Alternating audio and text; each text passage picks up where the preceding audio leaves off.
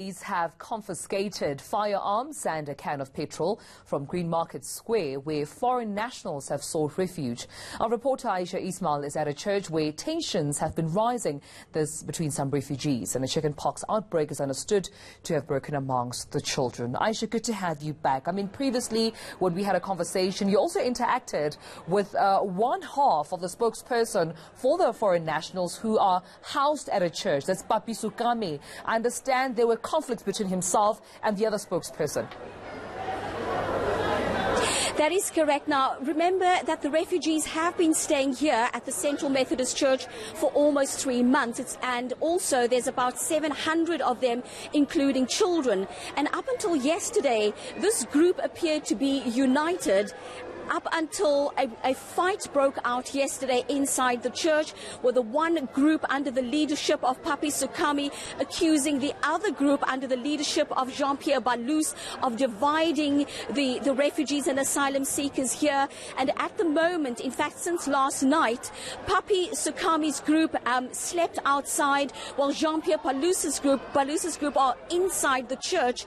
Now, Sukami was telling us earlier in the interview that they had found out that it was the intention of the people inside the church to attack them, and they said that they had called the police, and the police had confiscated what they called dangerous weapons. Now, I also spoke to Jean-Pierre Balous, who is refuting that, and he is with me at the moment. Mr. Balous, we now have two factions. The one faction is outside of the church, the other side is inside the church. What is going on here? Yeah, thank you very much, and I appreciate for your coming again, because I need to give the inside of the story. Because what is happening here is that Papi Sukami is not a leader. I'm a leader of the refugees. Papi Sukami was someone that I picked up amongst other community members, because he's from Congo, Kinshasa. He's coming from Kinshasa. I picked him up so that he can start dealing with people that speak Lingala. I am from Congo as well, but I'm not coming from Kinshasa. I come from Kivu, where I speak Swahili. That's my mother language. And if I try to speak Lingala, it's not so good the way he knows his mother tongue himself. So I picked him up the same way I picked up Nigerians, Somalians, Bangladesh, Ethiopians, and everyone, in order to try to unite them, and in order to try to support all of them and give them some kind of confidence. That's why sometimes you could come as news reporters or journalists. I was just giving them that kind of... But Mr. Balous, what caused the fight yesterday? What caused the fight yesterday is that Papi Sukami, after giving him that opportunity to speak to the news, he thought that he has become equally to me. Then he went out and prepared. They already prepared with his group of people that they are coming from the same place, Kinshasa. Those people speak Lingala, and they are calling themselves former soldiers of Zaire. And here they are calling themselves as soldiers. Then they decided, it's not even more than 20 people. Then they decided and come here and say they're now going to topple JP, is no longer going to be a leader of refugees. So when that came out, is when all the community, including Congolese that you can see here, were angry at him, wanted to assault, to beat them. I told them to keep quiet. And some people were injured? No, some people were injured because his people, whom we called soldiers, they used panga, as you can see. This one was cut with the panga. If we open here, it's a big wound. This one here was also cut with panga. You can see these things. This one also was also cut. This is pangas that they were trying to take it from Papi's people, that he says is his soldiers that are guarding him.